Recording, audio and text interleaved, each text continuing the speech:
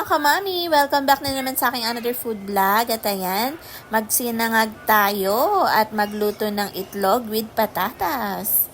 At ayan mga kamami, inuna ko po dyang niluto yung patatas para po malambot, paminta, asin at pag malambot na, at talaga, lagyan na po natin ng itlog. At ayan na nga po. The moment of truth.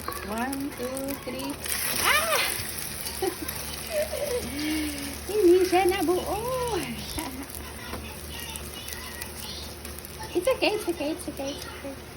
Ayan mga kamami, magprito naman po tayo ng salay-salay na tuyo. Ayan, masarap po yan. Napaka malinamnam, maalat. Samang-tama po sa ating itlog yan at sa sinangag. Di na po kasi ako naglagay ng asin sa sinangag at sa itlog mga kamami. Dahil may tuyo po. At ayan, masarap po itong kainin kapag lalo tag-ulan ngayon mga kamami. May mga bagyo po ba dyan sa inyong lugar mga kamami?